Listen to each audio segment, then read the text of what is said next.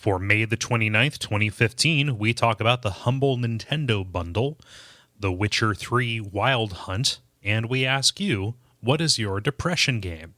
Welcome to the 106th level.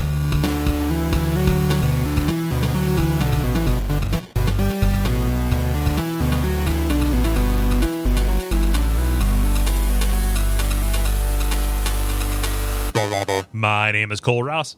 I'm Dennis Furia. I'm David Smith. I'm Ben Merkel. And you are listening to The Level. It's a podcast for people who love video games. And this is one of those rare weeks where there really isn't anything to put in this front section. Or the next section either. It's a slow news week. Yeah, there's a... Man, why do we bother? It's going to be a bottom-heavy level episode. Yeah, it'll weeble and it will wobble.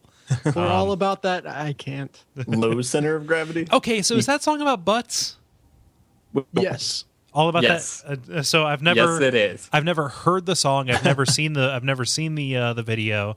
All I hear people say is occasionally they say it's all about that bass, and then something about being generally in favor of reducing the amount of treble in the situation. So it's about asses.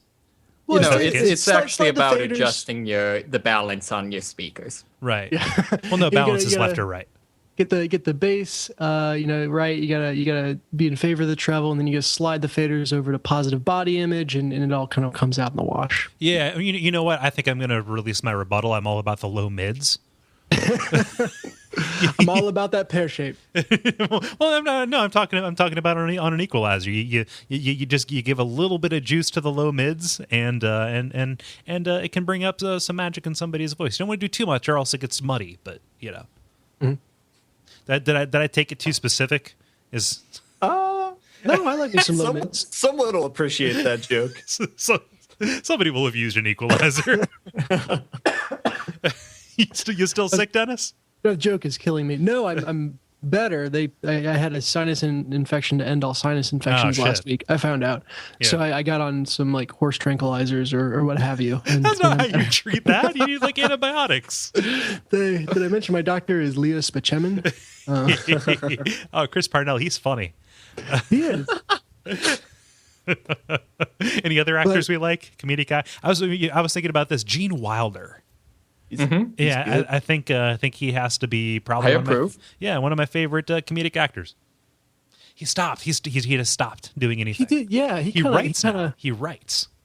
What was his last movie though? Like I was about to say he went out on top, like he got out before it spoiled, but I'm kind of not sure that's true. His last movie was in 1993. And I think it was one that he also directed, and it had a very generic title. No, it was actually no. This was it was actually The Lady in Question, and it was 1999. Yeah, I feel like the fact that his four most recent movies on IMDb are all tagged as TV movie, maybe doesn't bode well. But he kind of seems like the kind of guy who would be able to get the work if you wanted it. I know that he's writing now. Yeah. I know that he. I think that he is happily retired. Yeah. I don't know if we mentioned it on the podcast or not, but have we made mention to the fact that Young Frankenstein and Blazing Saddles came out in the same year? That's crazy to me. I have never seen Blazing Saddles. Oh my actually. gosh! It's we've talked about it. I'm fairly certain. There's one It's episode. like every week we find out something that David doesn't know about. That one really frustrates me because it was like I saw Young Frankenstein and loved it. I mean, it was amazing. And so I was really, really pumped to see Blazing Saddles, and then Netflix decided that no one wants to stream that. That kind of seems like the kind of thing that seems like a problem you would solve if you really wanted to. Yes, I suppose I could. So what you're saying is I need to I'm saying you lack the will. Netflix headquarters and take them hostage? What I'm saying is there's more than one game in town. And I think that really you shortchange yourself. Also, the documentary on Mel Brooks on Netflix is really good. But I like that Money Smith's idea of the most expedient way to get the movie is to like take people hostage to give it to them. Yeah, as opposed to I just demand that you yell hacking the entire time. I mean, what I'm pirating this movie. is taking somebody hostage social engineering? Is that technically Money Smith? Tell me, does that count? Yeah, I think so. It's it's the old how to win friends, influence people thing. People only do what they want to do. It's just if you hold a gun to their head, you can influence what they want. That's called growth hacking. Yeah. Yeah. No, if you work at Facebook and they've got the campus with like beds so you can sleep there, I think they'd agree that social engineering is a hostage situation. Yeah, upside down nap pods. Hey Ben, did you see this week's Silicon Valley?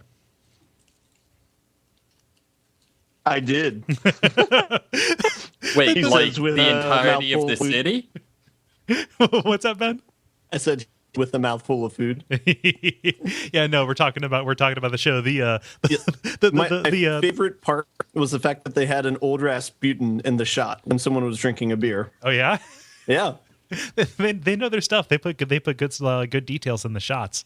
Aside from one shot, which was very obviously a Red Bull product placement, where they had 4 cans of Red Bull, like in the foreground of a shot. Wait, is this supposed to be programming? Because that actually sounds fairly realistic. Like they made a point of it. It was fairly obnoxious. No, the names of the different websites at the adult the adult internet. Yeah. Brutalized That was pretty assholes. ridiculous. And then, ladies and gentlemen, welcome to the future. And there's just an Oculus Rift with a bunch of dildos going next to it. Oh god. Yeah. That's funny.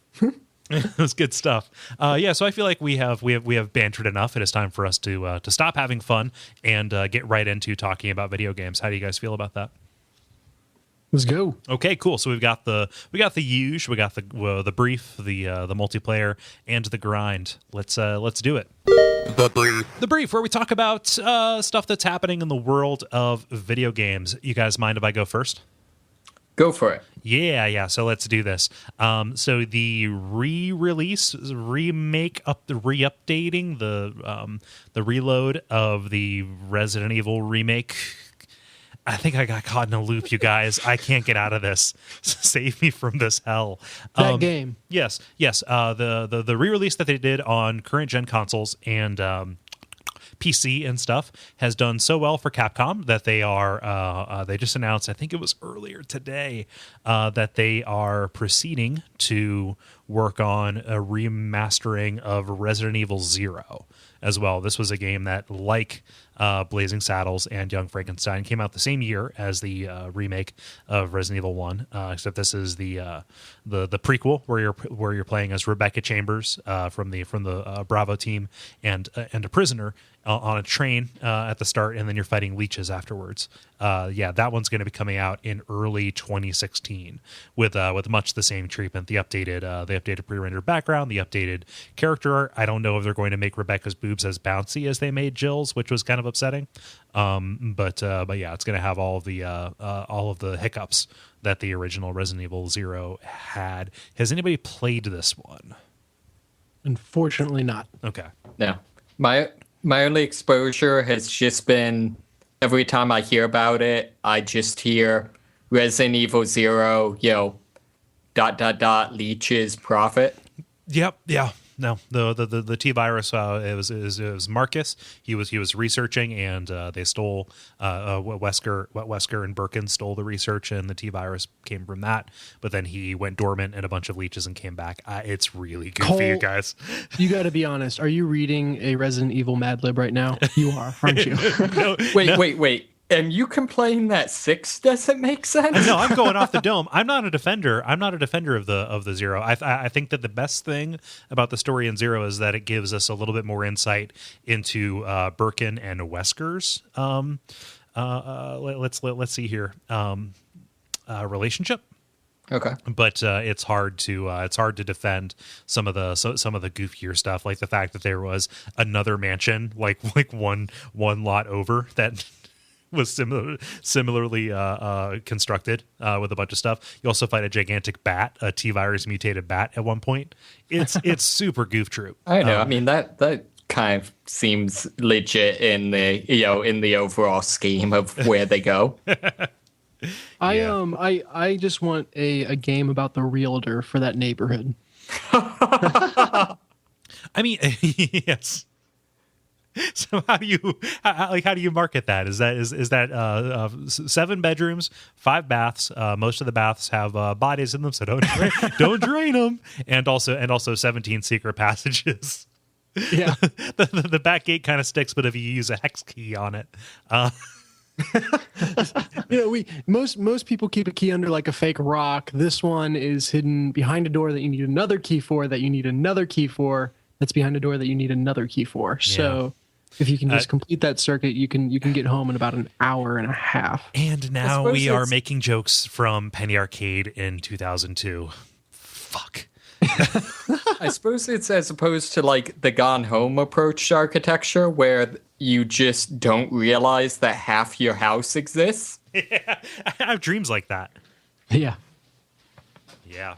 So, really the worst stuff about Resident Evil 0 is gameplay kind of stuff, because you're playing as 2 characters at once, and they get rid of the inventory boxes, and you just kind of have to drop items on the ground and have the other person pick them up. It's a little Maniac Mansion-y, but it doesn't work as well as that, just because the stuff is the inventory management just becomes untenable. But yeah, that's going to be coming out. This kind of goes in line with Capcom's general ethos recently. They've come out and said HD remakes are going to be a core pillar of our business going forward, which the person in me who, the part of me that wants digital stuff to be kind of preserved and, sent forward. And I always want these creators to be able to make money from their stuff. Like if this just went to the secondary market, nobody would see anything. But yeah, it's a little bit bad when it sounds like they're precluding a lot of new content or directing resources away from new content towards updating these old games. Now I'm kind of wanting a Maniac Mansion Resident Evil crossover. Like that could be the third house, the one on the other side. Oh, where the meteor landed, yeah. Yeah. Dennis? Weirdly, that is the best of the bunch of houses. Well, it's got the pool out back that's being used as the coolant. Man, Maniac Mansion is good. Where does one get meteor insurance? No, they're meteor hunters. They're galactic policemen. It's the meteor police. That's one of the endings you can get is calling the meteor police on Dr. Fred. Oh, really? Yeah. I did not know that. No, Weird Ed. No, Fred is the. You know what? I'm not even going to try. As a side note, according to CNN Money, homeowners insurance covers damage from meteors. That's act of God. Sweet. Yeah. Yeah, but not floods. Have fun. Who wants to go next? Well, to be fair, I mean, after the whole Noah's Ark thing, God did say he was done with the floods thing. Yeah. So all of those are man-made. Nobody knew that. Huh. Who wants to go next? I just had my ass saved by someone on the Facebook page. Oh, cool. So Sean Peter posted a Petrie. Petrie, yeah. Yeah, Sean Petrie. I read it Peter because that's the way I read it the first time I ever saw it. My mind stuck there. Yeah. Anyway, so he posted just about the Nintendo bundle or the humble Nindie bundle. Yeah, that's. Yeah. Okay, go ahead. Continue. Yeah, but anyway, so Nintendo has finally jumped on the humble indie bundle train, and you can buy a bunch of these games. I'm not sure any of these are actually first party, but it's a pretty solid list of games for all for Wii U and 3DS. Yeah. So it's kind of notable indie games that have a presence on the eShop. Yeah. Right. So they've got some like notable good stuff like Ollie Ollie, and they've got SteamWorld Dig, which is kind of a staple of these things. Guacamelee. This Moon Chronicles game looks pretty interesting to me. Yeah, I've never heard of that one before, and I've never heard of the Mighty Switch Force before. And The Fall is just such a generic name that I have no way of knowing whether or not I've heard of it before. It's kind of a generic adventure game kind of thing that has a little bit of a Dead Space vibe to it. Aha. But Stealth Inc. I think the first game I can testify to being good. The second one I haven't played, so. Yeah. But it's all solid games. Yeah. So this is pretty forward looking for Nintendo, right? Like, I don't know that any of these games being on a Humble Bundle is as interesting as the fact that Nintendo is kind of being the first one to sign up for this. Like, I would have thought that like Sony of all of them would have been the one to kind of break that seal. But the fact that Humble is now somehow able to sell console codes is it's a pretty big deal. Yeah, I would expect PlayStation and Xbox to follow quickly, which is good for everyone. Yeah, I mean, secondary marketplaces. Like, I wonder. I mean, if I think of which of the modern console manufacturers would want to maintain the most control over their marketplace, I would imagine it'd be Nintendo. But like, this is totally proving me wrong. At least that assumption. You know what I ought to do, actually, as the sole owner of 3DS and a Wii U, I probably ought to do this just to see how it works. So you would get, I mean, basically the titles that I read, Mighty Switch Force and Moon Chronicles are the only ones that you haven't played before, I think, for 3DS, right? Because you've played Ollie Ollie. Mm-hmm. You've played SteamWorld Dig. Yep, played Guacamelee.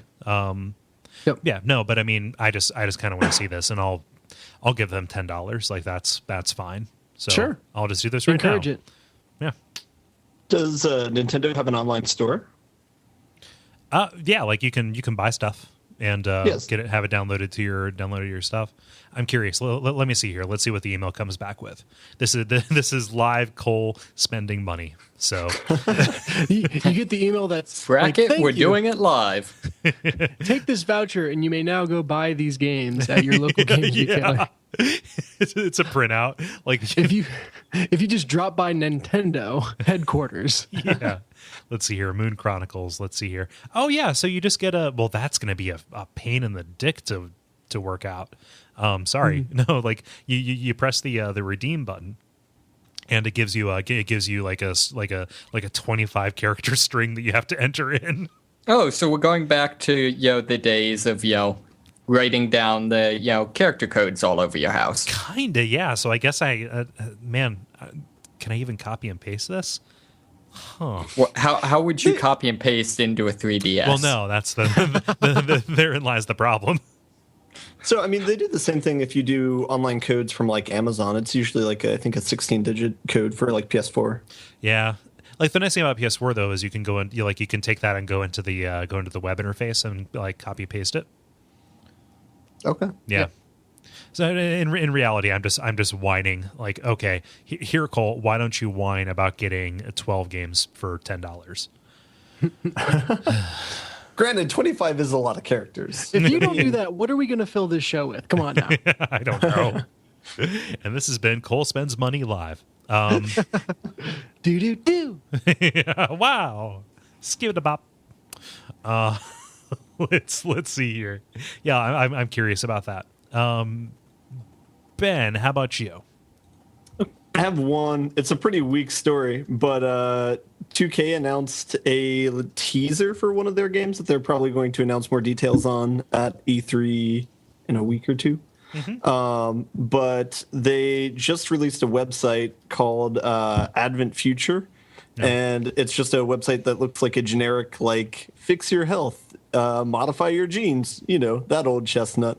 But then, like, apparently the website like breaks down and there's like a message like, this is a lie or whatever. The cake is a lie. The gene modification is a lie. Yeah.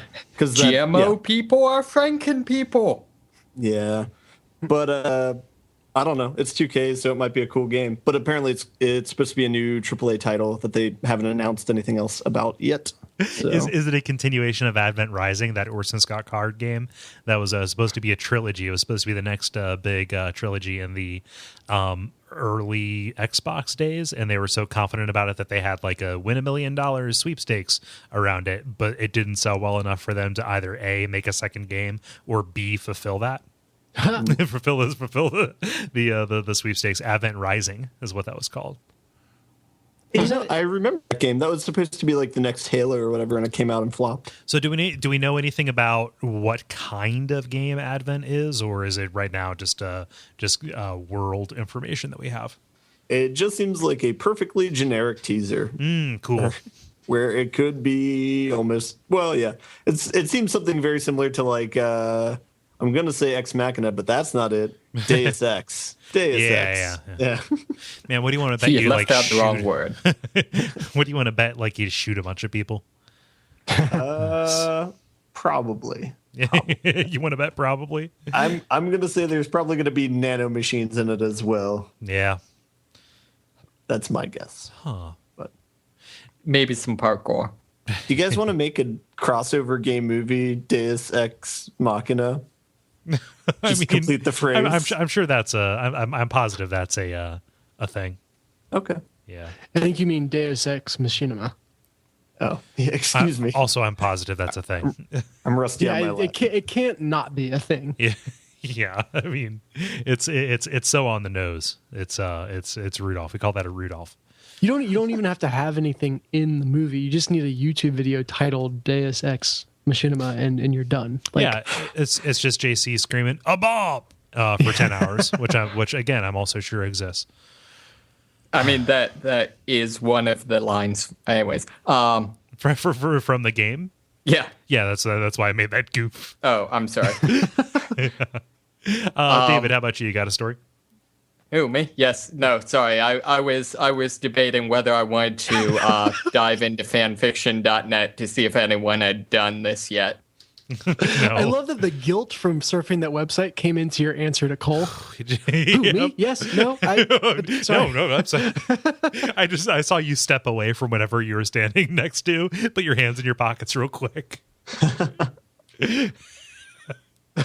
Oh man, there isn't an incognito window black enough for me to browse that. Oh man, you got a story, David? Yes. So Nintendo of America has hired a vice president of sales in the U.S. and they have hired Bowser. Yes, this is a man whose last name is Bowser. Well, yeah, but saying it that way just makes it boring. When they announced this, Nintendo just they just walked out and they placed they placed a wiffle ball on a tee in front of a bunch of journalists, and then they wordlessly walked away. And on that tee, on that wiffle ball was just a crude drawing of this man with Bowser written underneath it in a bunch of different languages. How can you not nail that job interview? Yeah. I feel like, what are your qualifications? Well, I've basically been advertising for you since I was born. When did you know you wanted to work at Nintendo? Well, Oh, I mean, he's like a 50-year-old dude. He's been around for a minute. Like, yeah. He was Yeah. Bowser before it was cool. yeah. Is that true? Wait, how old is Mario? I guess it's kind of 80s. 30s. Yeah, something like that. Yeah, that's not close. Yeah. But yeah, so he was Bowser before it was cool. Yeah, I mean, Pac-Man just turned 35. Like Mario, yeah, that's I don't know. Like, it just the story is just the dude's name, right? Like, Yeah. you guys are like, there's a word. You imply that I normally find legitimate news stories. Well, sometimes you make them up, but Yes. This is So this I is felt like this was a step up. this is the written equivalent of the Deus Ex Machinima YouTube video. You just need a headline that says Nintendo hires Bowser, and you don't even have to put anything in the article. no. Just kidnappings up 500%, which I'm Yeah. positive was some kind of article out there. Maybe I said that because I saw it and I groaned and I closed that site and never went back to it. There's a word for this, right? Nominative determinism is what that is. It's the kid who's named Jeeves becoming a butler. Ah, You know, it's a guy. His name is like Dr. Leaf becoming a botanist. You know, I honestly went to Ericsson. yeah. Becoming a Viking? Yeah, you know, he either went and did a bunch of keyboard based electro pop kind of stuff. That's like was Leaf Garrett like a glam kind of guy, or was it? Yeah, no, he was definitely glam. Leaf Garrett. It was a pop artist, broadly categorized under pop in the 1970s. But just going around discovering America all over again. I'm what? I'm trying to determinism. Nominative determinism. Use that that's another one of those things where you're going to start seeing it all over the place now. Well, so I've heard stories to the contrary too, though. Like I think in Freakonomics they covered the story of somebody naming their kid Winner and Loser, and the kid Winner being arrested and going to jail, and the kid Loser being very successful. And have you heard about this? Have you seen this? Have you heard about it? No, I have not. Although I have read Freakonomics. See, I feel like, I don't know, some of these, how much does it cost to change your name? I guess is what I'm wondering with some of these. Let's ask Chad Ochocinco. Can you, wait a minute, so can you like common law have a new name? Is it just like a de facto kind of thing, or? Well, I mean, yeah, you can just like have people, start telling you this. I have a friend who basically did that. The name she goes by is not one of her names. But no, I mean, there's like a form you fill out. You can like legally change your name. Yeah, well, it's, so there's nominative determinism and there's nominative free will. Yes. Yes. Yeah. The nominative Calvinists and the nominative Armenians, fight it out. Yeah, it's nominative assertivism. Yeah, a nominative assertion. Yeah, there we go. Huh. So strangely enough, they argue about flowers a lot. Huh. Do you know what do you know which like this guy's policies, this Bowser, what his history is, what he's going to bring to the table? No. Oh, cool. Attaboy. All I know is that he I believe graduated from, I think it's University of Iowa with a degree BS in communications was the only thing that the article said. Huh. Bowser of Sciences. Does he breathe fire? No, the article actually also said that. I'm not going to lie. The very first line of the article made reference to the fact that he could not breathe fire. See, part of me just wonders what they were trying to cover up that day. Like if they had kept that, if this guy is just kind of like a friend of the family, and they're keeping that one in their back pocket for when they like just really, really took the axe to some department or another. Also, we're not making any Mario games, but we hired multiplayer. Now it's time for the multiplayer, the listener interaction portion of the show. Dennis, I will throw to you to share the question. Yeah, this one actually, I was too lazy to go and look at the name for this one, so sorry. But from last week's question, someone said it would be interesting to hear about what people's kind of like zone out / in the zone games are. Just when you either, have time to kill or, sometimes someone mentioned, being depressed and going through stuff. Like, what are the games that you just play to waste time and kind of zone out? This was recommended by David Petrocco. Ah, there we go. Yeah. Yeah, and people, wow, a lot of people came out. So I'm gonna put the timer on, and we're gonna see where this one goes. All right. Sweet. Cool. Yeah, so I'll pick us up. Tanner Wolf writes in saying, been playing a ton of Puyo Puyo Tetris whenever I need a braincation. I like that. I like a braincation. I wasn't aware that there was a Puyo Puyo Pop and Tetris remix or crossover, but that sounds interesting to me.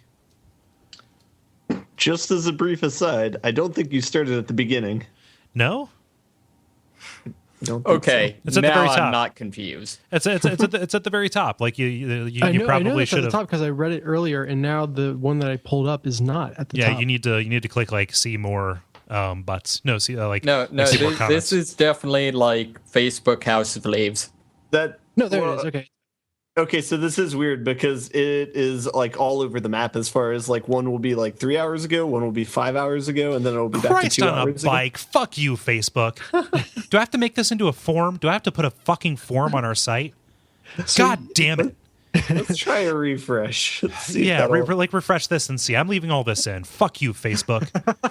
God damn it. Go to the actual level Facebook page and then just click on see more without going into it. But yeah, how is it ordered? This makes I want to say that it's by like there's a top comment section, but that doesn't even make sense because I haven't selected that. So God fucking Maybe- like. Go ahead, Ben. Sorry. No, well, yeah, I'm only gonna ramble to prevent you from having an aneurysm, but maybe they're doing it like Reddit style and just doing like what gets the most views. I don't want it optimized. I don't want it. You know what I want? I want a string of responses that are in the order that people fucking left them. Cole, I think we need to rent somebody for the podcast who, as we're recording, just stands behind you and massages your shoulders. Fucking technology. Just to keep you, okay. Okay, so the moral of the story is that like our days of using Facebook for this shit are fucking numbered. But continuing, let's see here. David, what does David say? David says, playing Destiny Strikes, 3-player missions, while riding an exercise bike. Easy enough, I don't get frustrated, engage enough to get my mind off things, and riding the bike gets rid of the I wasted time playing video games feeling afterwards. I hear a lot of people doing that, actually, like playing games like that on exercise equipment. See, I used to do like games that have like you die and you're out till the end of the round. I always did that and then would do like push-ups or whatever, but never tried the exercise bike. That's a good idea. Yeah. I would just punch walls in the meantime. Yeah. No, there's And that's how I their, developed my kung fu skills. You were really Just good at like video old games boy. and got really good at kung fu. No, someone literally hooked their exercise bike up to a generator for their like TV, so that you had to ride to play. That seems like a really good way to fry your electronics. Yeah, I wonder what the conversion's like on that. If you have to like pedal a minute and you get 2 seconds to play, or if it's 1-to-1. I mean, like, isn't the point of those demo units at the power plant or the museum where you have to like light up the light bulb to show you how difficult it is to do that? Yeah, is it difficult to do that? I think so. I But mean, you could do it with like a potato. no, that's like difference, but like that doesn't actually light it up for a long time. Oh. Yeah, potato will charge a clock, but it won't make a It would depend on how you set up the bike, how you set up the electronics. I think. Or just be really good at pedaling. yeah. Maybe somebody's got their thumb on the potato. Let's see here, Ben. What's Sean say?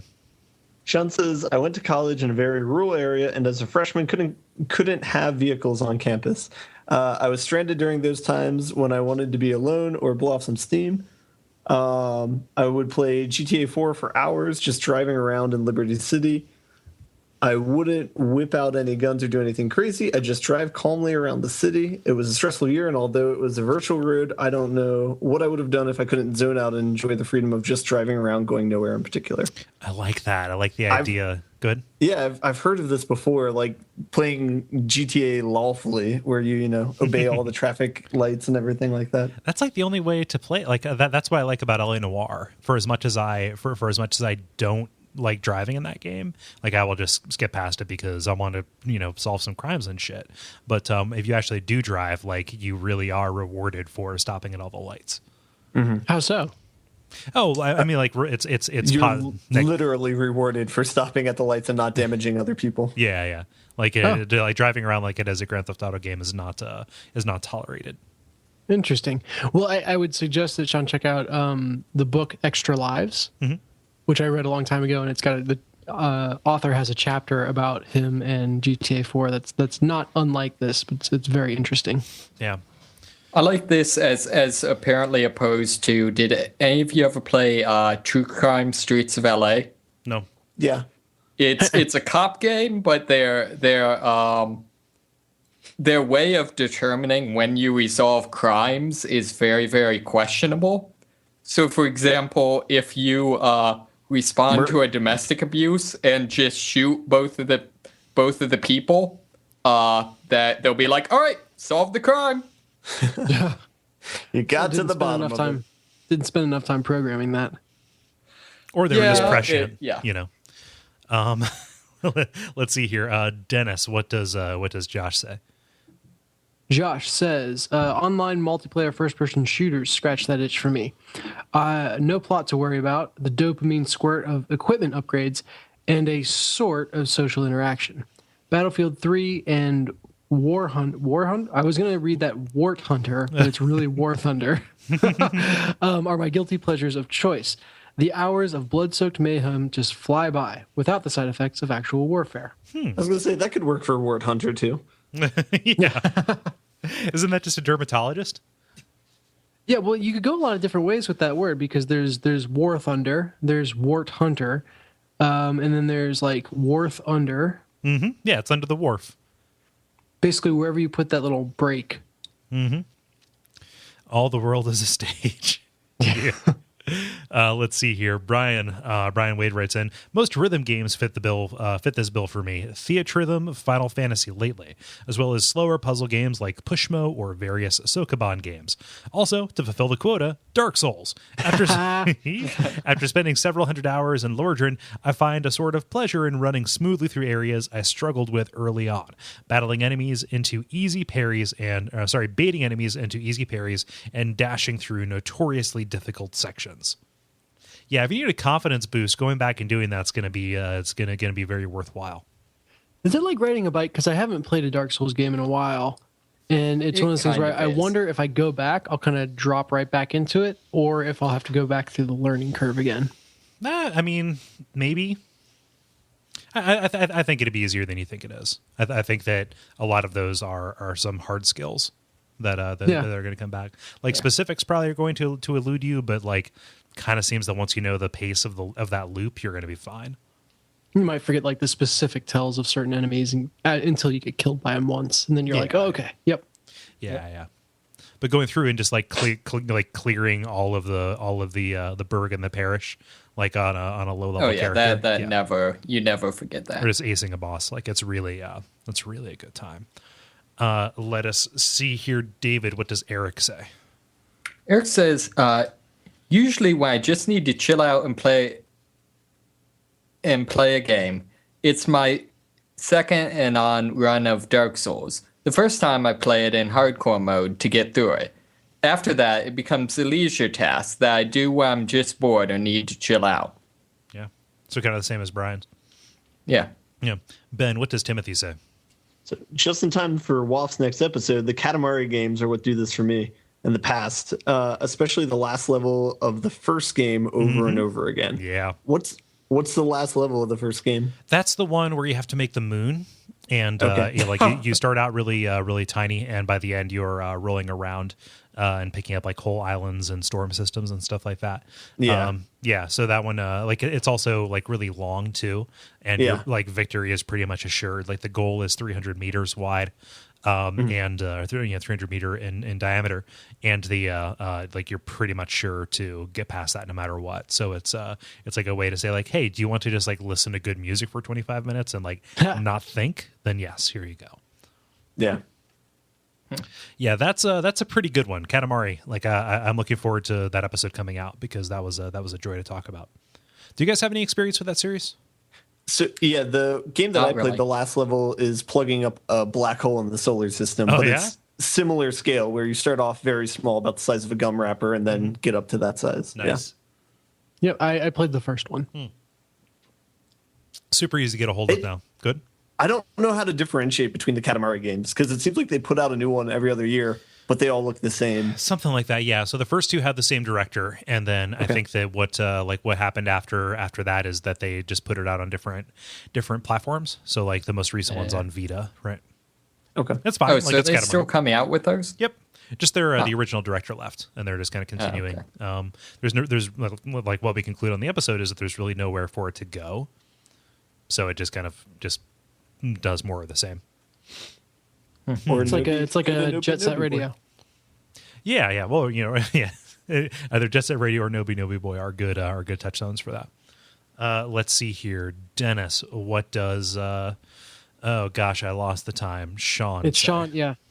So Sean says, whenever I'm in a funk, I like to sit down and go through a board or two of Binding of Isaac Rebirth.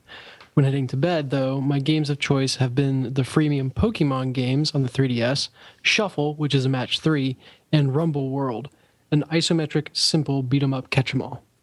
Which what is a beat 'em up catch 'em all? I think it's like a Diablo-like kind of thing. I refuse to play those out of principle because I don't want Nintendo putting shit on my system. I don't want them U2ing me, which they did with Shuffle. Yeah. Oh, with Shuffle. Okay. Yeah, I don't know about Rumble World. Sounds like a intense game to have just on there. It sounds like a Pokemon game where you play from the perspective of the Pokemon. Those Pikachu Fight Night. Well, I imagine to be a catch-em-all to be like one of those simple flash games where you things are falling and you're supposed to drag your character back and forth to catch as many falling things. Yeah. Huh. Wait, what's it? Okay, yeah. Kaboom is it's an Atari game. Let's see here. Brandon Goodrich writes in saying, Terraria is a great game for zoning out with a couple of beers. If I don't feel like progressing to the next boss, I can just roll up a new world and explore dungeons for items and weapons, or just work on my house and organize my room full of treasure chests. Yeah, I could see that. Yeah, my go-to on that one is usually just like finding some cave system and then, emerging, several hours later, looking like a, basically having transformed into a mole man. The orb burns. Yeah. They're like, no, you've only been there for like an hour. No, the sky, it burns. Yeah. David, what does Phil say?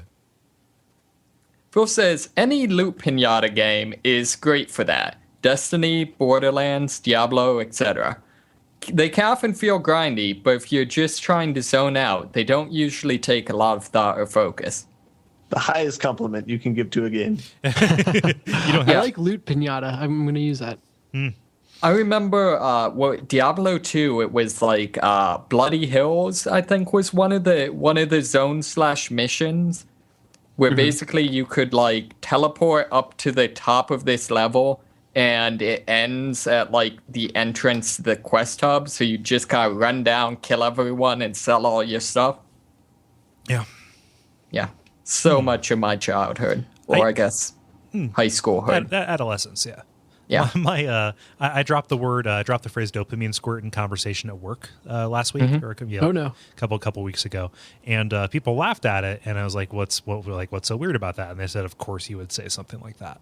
They had no context for it, like they know what dopamine is because they're not dopes, but they're like, "Yes, of course you would be the person to say that." So I don't know how to take that. Yeah, I'm not sure what that means. I mean, You did introduce the phrase nominative something or other earlier in the podcast. So nominative, ludo, dissonant, narratives. You can't have completely not seen that one. Well, my reputation is inscrutable to me. Yeah. It is a puzzle that I label under every day of my life. All that I say and do is right. Let's see here, Ben. What's Jala say? Jala says Puzzle Juice, Lucid, Cogs, Pac-Man Championship Edition DX Plus. Is that all one thing? Yep. I don't know. Sorcery, ! Or something sandboxy like Elder Scrolls, Morrowind, Oblivion, Skyrim. If co-oping, most recently it was Viscera Cleanup Detail with Conrad. Cool.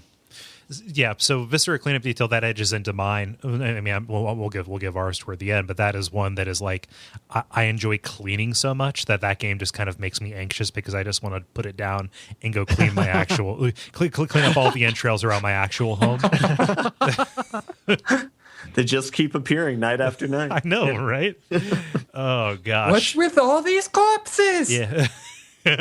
Where are all of those? That's pretty good. That's a deep pull. So here's somebody who's going to say I've never seen Blazing Saddles, but is going to do a deep who apparently has deep catalog on Syphil and Ollie goofs. Is that right? Yes. You're a puzzle. That is how I roll. Let's see here, Dennis. What does Geolaw say? He says, if I want to get in a zen mood, I usually turn to racing sims, getting into a groove going around Laguna Seca or Silverstone.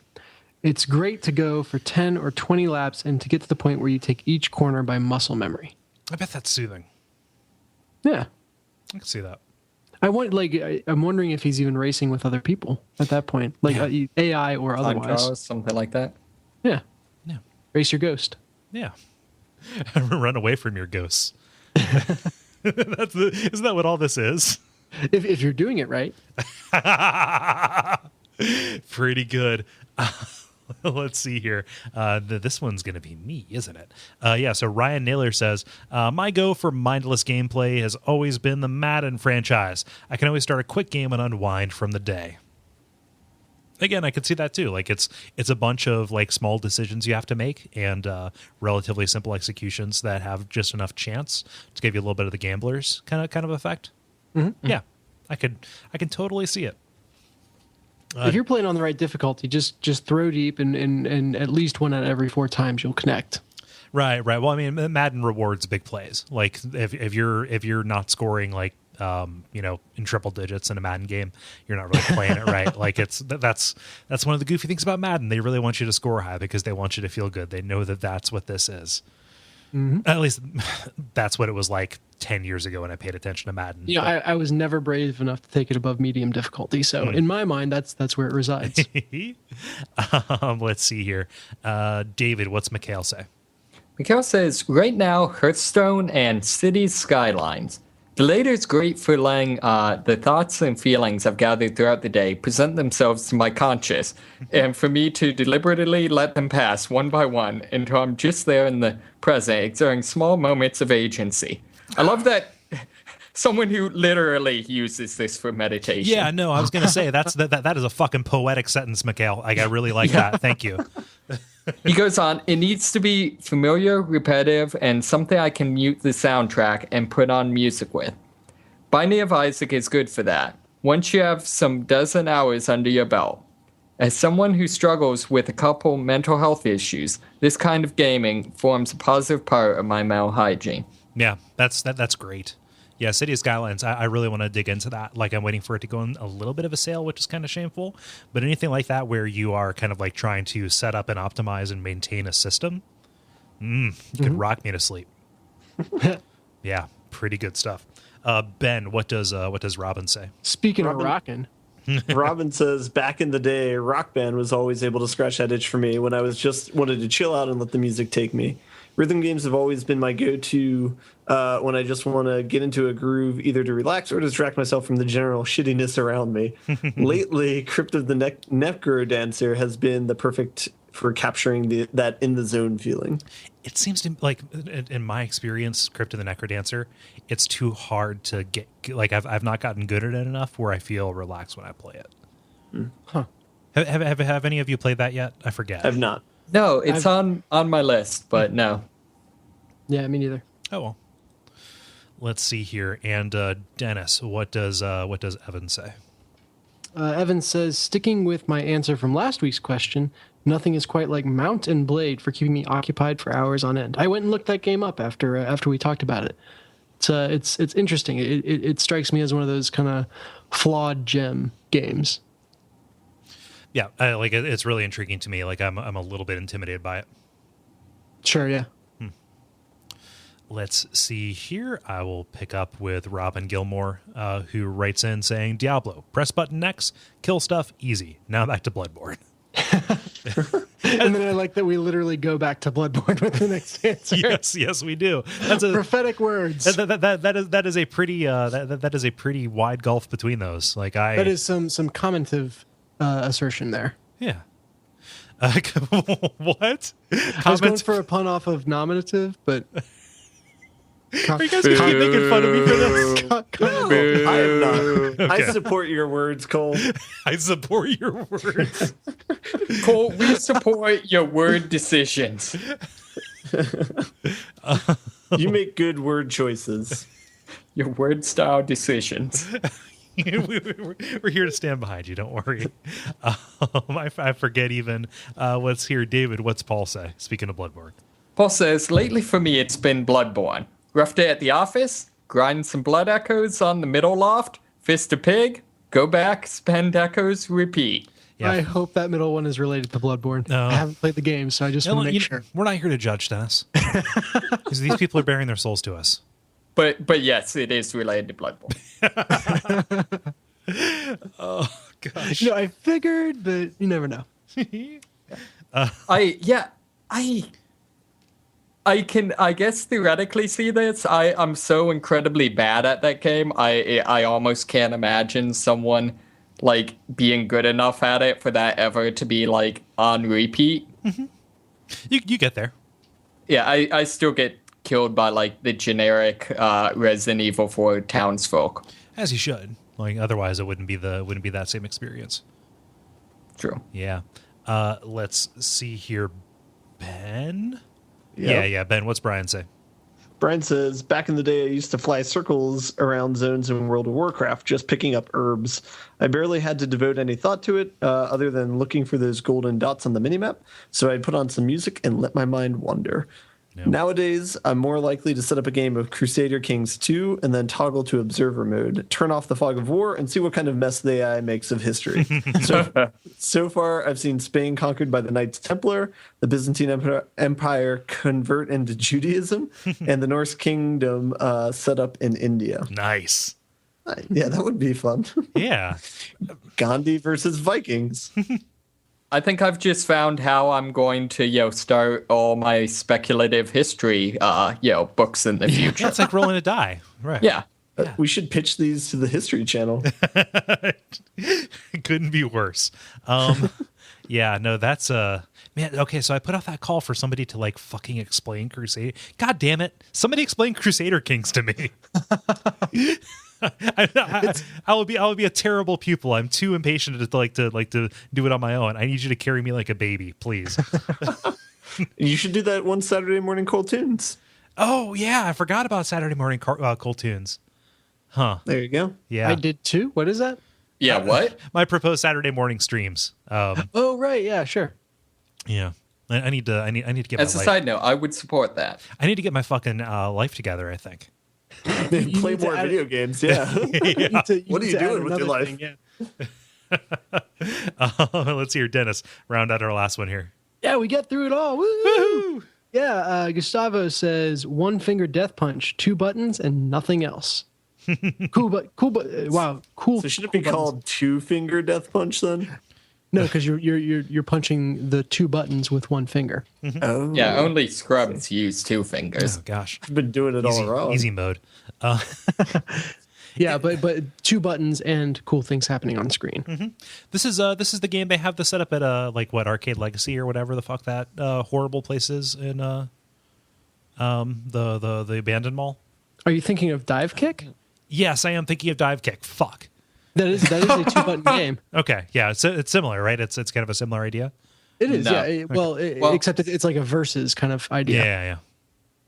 Wait. Okay.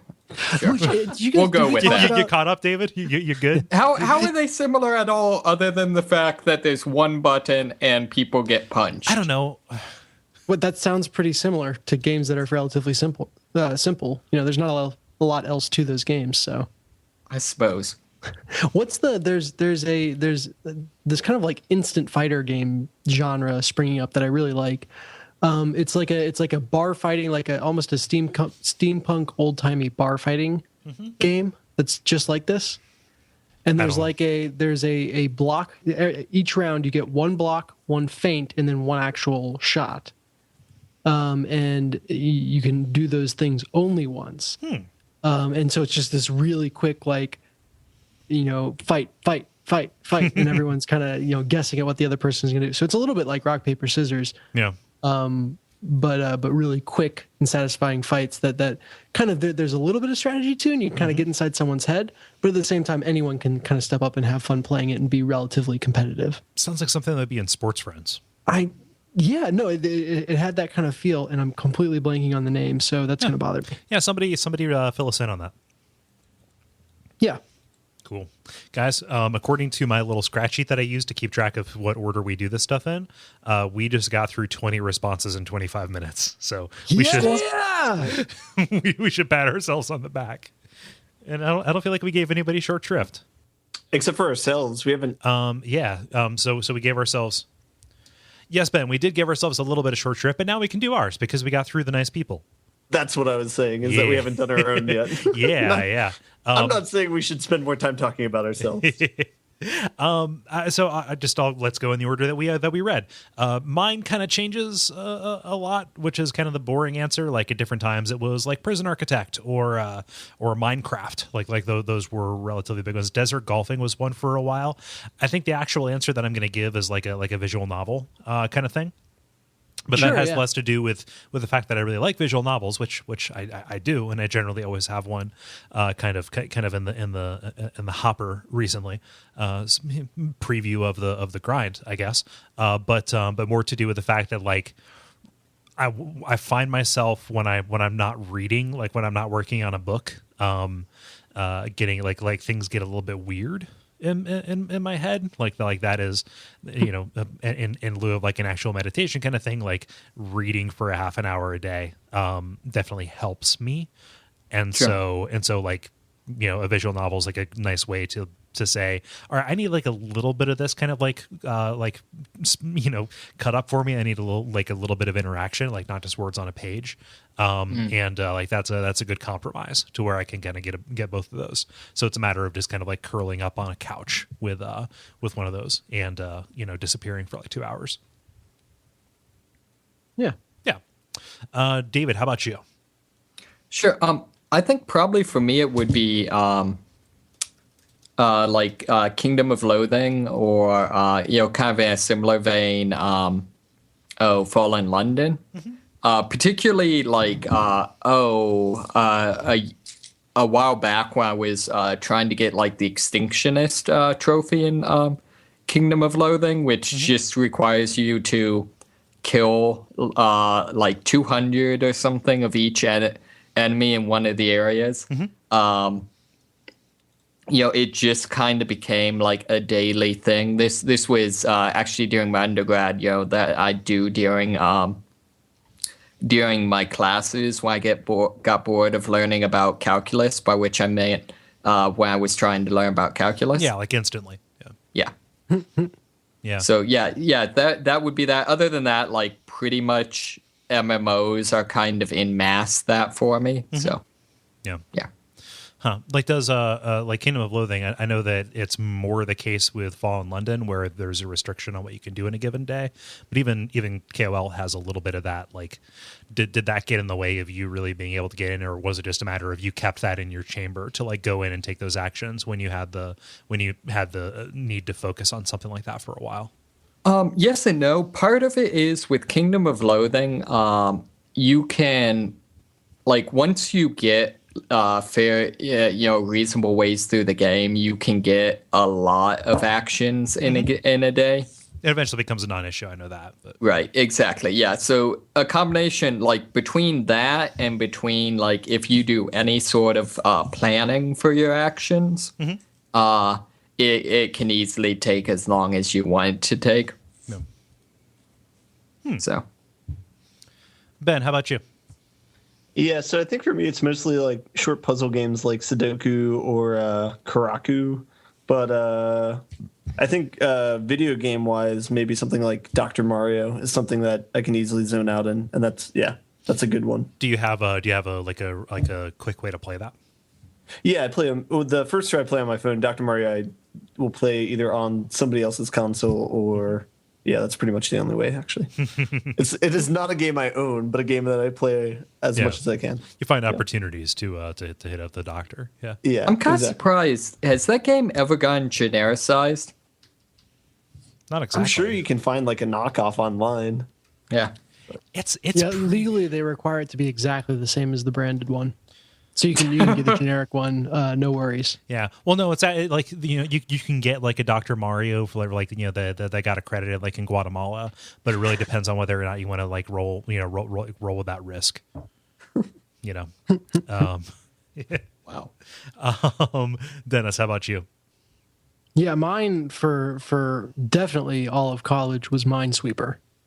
What? Really? Oh yeah. You're fucking with me. Yeah. Really? Are you an office worker from 1998? I guess. Like it just How did you know? That is the perfect just space out game for me, and I set it on the the most difficult setting, and just would go through, and I would just lose myself. Like I'd get tired, I'd open up Minesweeper, and then it would be 3 a.m. So Wow. I really would. I'm surprised. I would have pegged you for what was it, like Microsoft Space Pinball? Oh yeah, Space well, Cadet. Yeah. I loved that game when it was around, and I still am waiting for someone to make a physical pinball table of that, and I will snap that up. So yeah, but Minesweeper was like I said, it was very good just to kind of space out and play. You're not even really looking at numbers; you just kind of know what the shapes are and play based off of that shapes and colors. I found out after college though that my roommate freshman year.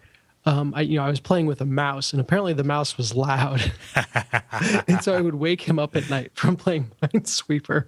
Oh man. I felt horrible about it, but I was like, at the same time, I was like, dude, you could have said something. Yeah. Like it's super like, But it's like Chinese water torture style, where my clicks were always like not evenly spaced. oh so yeah, you because you're couldn't making ignore decisions. them.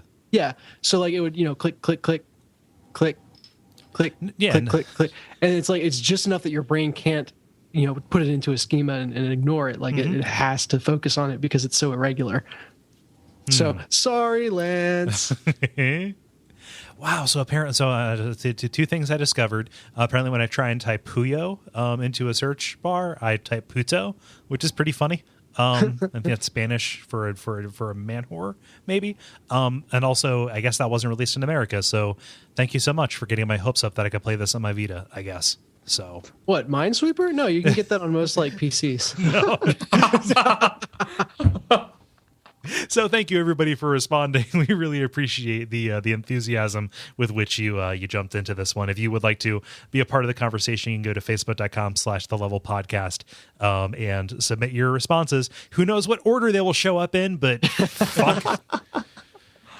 You can also submit questions too, since that was a user submit question. Oh yeah. Like if you have an idea for some of these, I'm sure that the Dennis is more than happy to take that. It gives them a week off. Yeah, no, I love suggestions. If we get enough, we could do 1 week and have it be like Jeopardy week, where they submit questions and that we have to provide the answers. Yeah. You mean they submit answers and we provide the questions? Damn it! The grind. Now it is time for the grind, where we talk about the games we've been playing over the past week. Does anybody have one they want to throw out there first? I've got one that is also kind of an in the zone game. Okay, go. Which was actually the picture for the multiplayer. That's what I thought. Yeah. Yeah, Race the Sun, which is one of the PlayStation Plus games from May. Mm-hmm. I think you can get it on pretty much anything, but it's kind of like an endless flyer, I guess is the way you would describe the genre. You are literally racing the sun. Like you start out, your craft kind of zips past the camera, and the camera quickly follows along behind it, and then you're just flying this craft through a kind of virtual forest of big blocky objects. It's like procedurally generated Star Fox, except you don't have any Y control. Like you're moving left and right and trying to avoid obstacles, but ramp and control your lines that way. Yeah, and it is a great game for kind of zoning out or getting in the zone, whatever you want to call it. It's it can be very, very hectic. Once you get a couple levels into the game, a lot of stuff starts falling down around you. You got to manage your position both in the short term and the long term to set yourself up well, and you're kind of dodging and zipping in and out, and then something clicks. And all of a sudden, it just feels like you're on a freeway with nothing around you. And, there's still stuff exploding left and right and things moving out of the way at the last second. But, like, you've got your line. You can just feel it being right. And it feels really, really good, which makes it all the more jarring every time that you hit something and get kind of snapped out of that, which obviously always happens.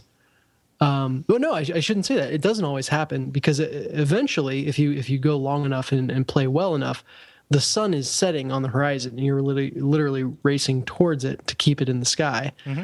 And eventually, it will get below the horizon, and you're a solar-powered craft, and so you'll run out of energy. And you'll do what all solar-powered craft do when they run out of energy, which is explode. Right. It's basic principles. They teach you that like day one. Yeah, that's how that works. That's why they really haven't caught on, except in Europe.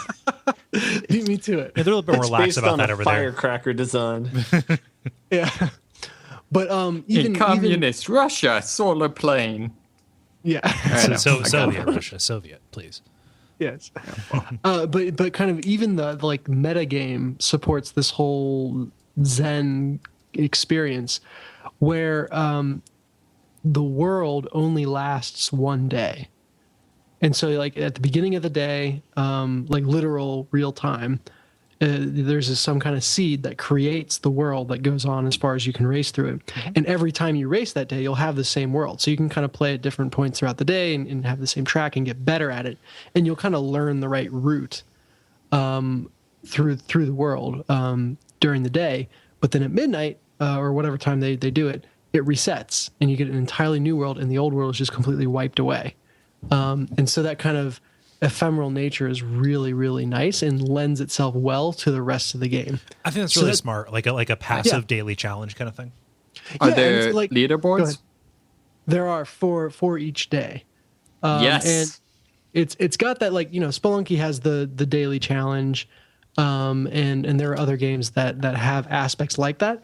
And this is just like, hey, that is good enough, like that fits well enough with our game that we don't need to have like a dedicated fixed single player mode or anything like that. Like, this is the game. This is what it's about.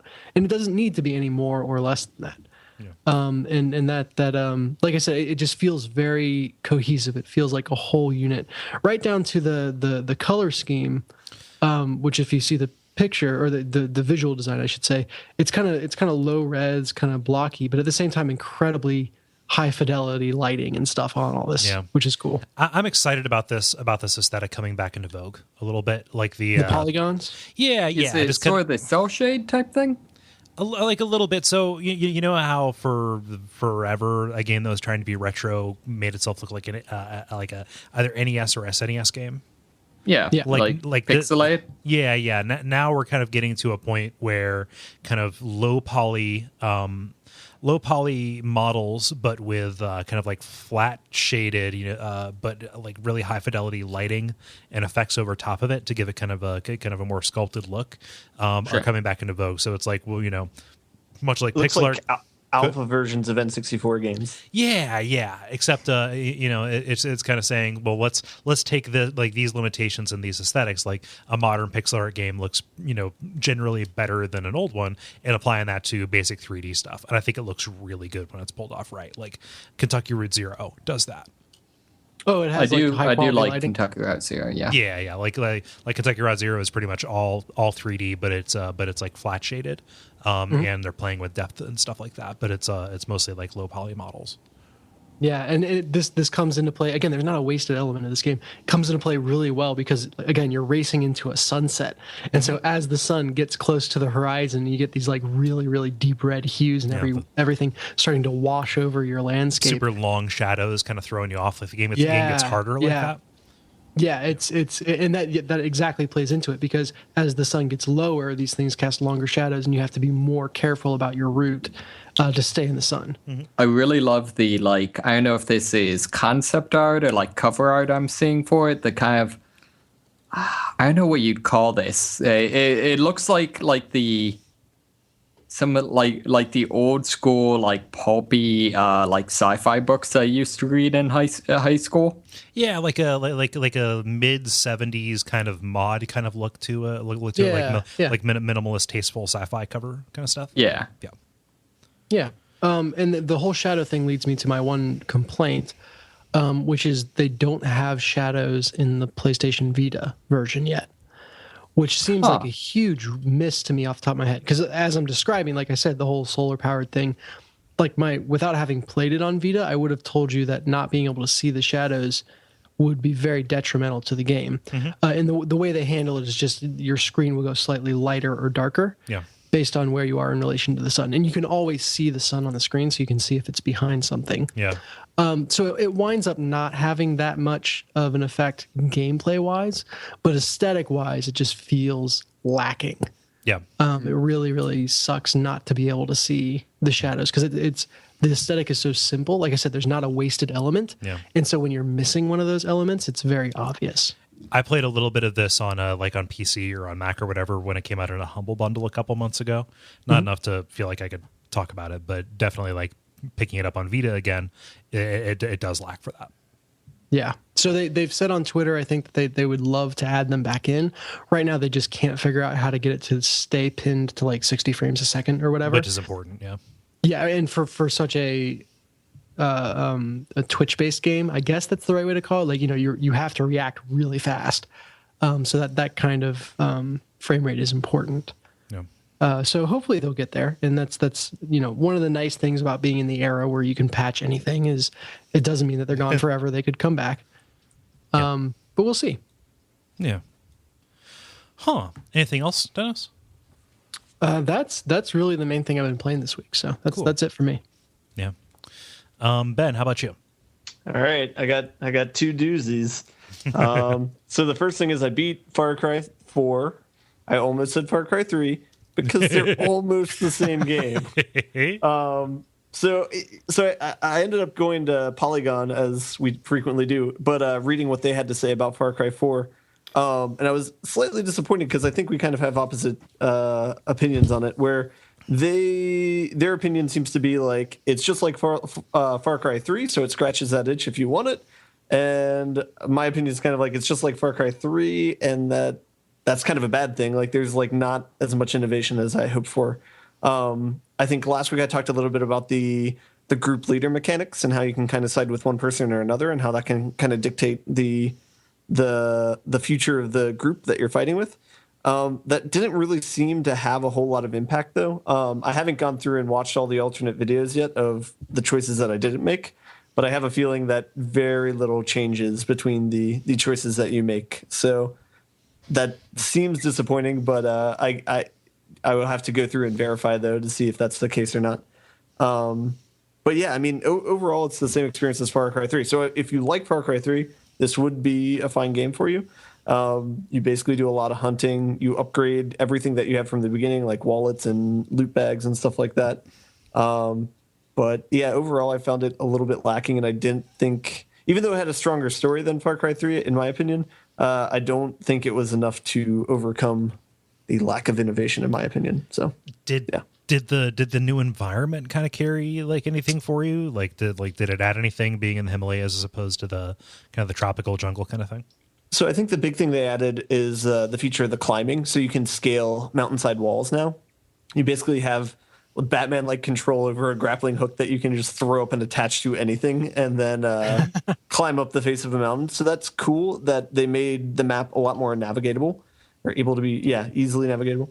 But and you can also do things like you can swing while using the grappling hook too. So you can kind of not only just scale a wall, but you can like swing across it. So I mean, it's a cool physical mechanic, but it's definitely not enough to kind of make it a new experience, I guess. It's just like a slight improvement. So. Right, and unfortunately, the correct answer in all situations is get in the whatever they call their helicopter. Yeah. I do appreciate that addition. That is by far the coolest vehicle in the game. They have a little one-man helicopter that you can get in that shakes violently as you fly it, because it is literally held together by electrical tape. Is it like a homemade ultralight or whatever? Yeah, it's what's it called? The helicopters, gyrocopter. Yeah, where they don't have the rear propeller. Like Da Vinci made? It just looks really thrown together. Like if a mechanical engineer was given an assignment and you're like, all right, you have a weekend to make a flying machine that you can get in. It looks like that. But it's the best way to get around the island, though, because it's like Back to the Future 2. You don't need roads. I watched it was on TV, the first Back to the Future over the weekend when I was home. God damn, that's a good movie. The problem was it was on Spike TV, and they turned an hour and a half movie into a 3-hour movie, and we were all too lazy to just go out and get the DVD. So, that's a problem. I know that's a big dilation in time. Yeah, but if it's the theme anyway. Continue. Sorry. Yeah. So, yeah, I didn't find a lot of interest in the choices that they presented in the game. It seems like most of them are kill a person or don't kill a person, and they repeat that one over and over again. But there didn't seem to be a lot of consequence with whichever choice that I made. So I was kind of disappointed with it. I mean, I like Pagan Min, the bad guy character in it. Mm-hmm. I thought he was more interesting than the bad guy in Far Cry 3, but again, What'd you think enough. of Duplura or whatever his name was? So yeah, I mean, I didn't know, because they introduced him at the beginning, right? But they don't really give a lot of development to him. The most development he gets is when you have like a mission before you take over his fortress, where you get introduced to him pretty much. And so even though that mission was good, or like as far as like the writing of that mission was good, all the characters in the game seem pretty underdeveloped. Like you have maybe 1 or 2 missions with each of the characters, you know? And so it just seems kind of like a wasted opportunity not to extend those character arcs, you know? I guess I liked this stuff they did with like his daughter. Yeah. In terms of like, I like the fact that they, he's at least, probably the least sympathetic character I've come across, at least as far as I've been, in terms of the fact, the guy's a sadistic freak. But like the fact that it makes it very explicit that like there are going to be unfortunate side effects to you getting rid of him. Yeah. Yeah, no, I mean, that character is well written. I mean, a lot of the characters that they have are well written. And I would say one of the real saving graces of the game is like all the cutscenes they have. The graphics are like phenomenal on them, you know, like the motion capture and the animations on people's faces, and they're really great and really detailed. But yeah, just not enough to save it as a experience as a whole, I feel like. Yeah. Sure. Yeah. So I beat that and then promptly picked up The Witcher 3. Oh, damn. Oh, I'm so excited for this. This is an unexpected turn of events. Go ahead. I know. Well, yeah. Because this was Far Cry 4 was my filler game, and I beat it, and Batman's not out yet. So, I picked this up. I think I'm level 6 or 7 in it now. So I've put a good amount of, and for this game, that's saying something, I guess, because the levels. It's a slow plot, but it's a good one. So this is a game that I think fixes all of the problems that I have with games like Skyrim or Dragon Age. Like, even though I like a lot about those games, there are no wasted missions, it seems like, in The Witcher. All of the missions reveal something about the environment to you and give you some sort of insight into the narrative. And none of them are like, go here, fetch this, and get 5 of these things, and then buy this or something. You know, like even if they give you a mission where you need to collect items, they make you go through the world and like explore the world in order to do that. So, for example, like you might need the brain of this one creature or something for an alchemy spell, but they don't give you a point of reference of where to go to get it. But you know enough to know where these creatures are that you can go there, find it, and achieve it yourself. Yeah, I don't know. I have a lot of praises for it early on. It feels very much like Knights of the Old Republic, but set in a fantasy genre. That is high praise. I know. And so I had kind of a cognitive dissonance where it's a fantasy themed game, and usually I'm not big on fantasy themed games, but I really enjoy this game. And I think part of it is, I mean, you play a character that's essentially a Jedi, but for the fantasy realm. Like he has mind control. He can push people. He can, do whatever. But, I'm enjoying it a lot. I don't know how much, I mean, it's open world. They have a card game within the game that's similar to like Pizzac, and but it's great. It's almost like, I don't know if it's like Magic or not, but it's very much like it's a card based game where you have a deck. I was just earlier today reading an article. It's like a Polygon or whatever article arguing that was it Ghent or whatever the game is better than Hearthstone. Okay, yeah. I mean, it's real good so far. I have no complaints. Yeah, I played a lot of Gwent, which is a game within the game, but yeah, and it's just a pretty world, man. Yeah, like just traveling is a lot of fun. Like there's very organic like roads that lead from place to place, but usually the quickest way is to go through forest or some sort of like more like natural element. But then that's where a lot of the monsters are, like werewolves or I don't know, golems or whatever. So I mean, it's just a whole lot of fun just even navigating from place to place. It's they give you, and to tell you on this, when you buy a copy of the physical game, you open it up. They include the soundtrack, a CD of the soundtrack. That's nice. They include a thank you note for buying the game. Oh, wow. Yeah. And they include a map of the island, and then they have, I think, instructions manual, and then they have like a pendium or something like that, where it's like additional content about the world, but just in a booklet. Yeah. So it's definitely won me over so far. So nice. I'm really there's one of the games right now I'm most excited for. Although I have to say I cannot stand the main character's voice. It's pretty monotone, but I kind of the dude freaking has throat cancer. Yeah, I mean, I would say don't let that deter you. I mean, think of like Snake's voice the first time you heard it. Yeah, where you're like, that can't be a serious voice, but you know, and it turns out it wasn't. Yeah. Yeah. Do you feel like you're missing out by having not played either of the previous games or read any of the books? Not really. There is one section where very similar to like Knights of the Old Republic 2, where they're asking you questions, but they're obviously asking like, hey, you need to determine what happened in the previous game so that this game will make sense. Like, you're going to do that with these questions. Yeah. So there is one section like that where you're kind of at a loss. So you just pick something like, oh yeah, I killed this person. So, I mean, that was, I think, the only feeling where I didn't really know the full story, but that really didn't deter me that much. So, nice. Yeah. Huh. Yeah, man. Like, you give me a rundown on how the combat works, because I've heard people drop like Bloodborne or Souls kind of stuff, but that's really, really hard to. It's really hard to know when that's for real, because I've seen that not be the case so many times. Like Yeah, what's the flow of like combat for you? I would say that it would be like Dark Souls if they did not have like monster specific moves. Like there's a lot of carryover with like the move set of each of the monsters. So like a lot of them will do the same thing where they'll like roll away and then do a small hit if you try and approach them, or you know, like there's it's not like each monster is an individual puzzle that you have to figure out. Yeah. But it's relatively actiony, right? Yeah, it's not dissimilar from like Batman, since it is like another Warner Brothers game published, I guess.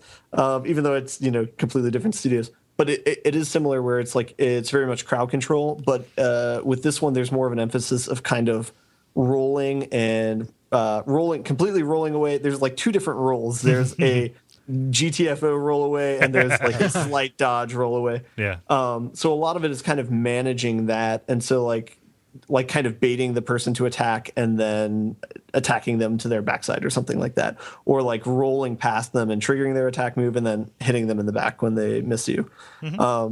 It's not like terribly complex. It's you know, it's just light attack square, heavy attack triangle, so it's not too complex. There's also like a magic element to it, so he has different spells that you can use against enemies, and so you can set those. And there's also limited things like bombs and crossbows that you can use at a distance, but I haven't really fiddled around a lot with those. You can pretty much get by with just brute forcing your way through each of the enemies and just attacking them. But the nice thing is they have a really good upgrade system. So there's 4 different categories, I guess, between like spells or secondary weapons or your swords, or there's one other thing. And so you can choose to upgrade any of them, but each upgrade system has 4 tiers to it. And so to unlock the next tier, you need to spend enough points in the tiers before it. So like, for example, you need to spend like 8 points in tier 1 before it'll unlock tier 2. And you need to spend 20 points in the first 2 tiers before you can unlock tier 3. And so you choose which upgrades you have active. So as you level up, you can only have, you know, like 3 or 4 upgrades to your character. So you can't space them out too much. You kind of have to concentrate in one thing. Yeah. But as you level up, more of those spaces unlock. So you can kind of play along with combinations of upgrades, which I think is a really cool mechanic. Because where a lot of RPGs where you kind of, by the end of the game, you have everything unlocked, and it's kind of like a embarrassment of embarrassment of riches. Yep. In this way, you still need to be focused, or you still have control of what you want your character to do specifically, and they can be good at that. So, yeah, it's really good. Man. I encourage all of you guys to play it. Man, you're breaking my heart. Why is that? Oh, I still haven't beaten like Inquisition, Dragon Age? Yeah. So, Ben, with that upgrade system, is it relatively easy to respec? I don't know yet. I would have to look it up online, I guess, because I tried looking for it a little bit in the in-game menu, but I didn't see anything for it. So it might be like Dragon Age, where there's a way to do it, and I just overlooked it or haven't come to it yet. But so I don't know yet. Yeah, that's the fastest way to kill even a good upgrade system is like never allow someone to redo their choices. Yeah. I can see arguments for both ways. I can see the argument for not allowing respec.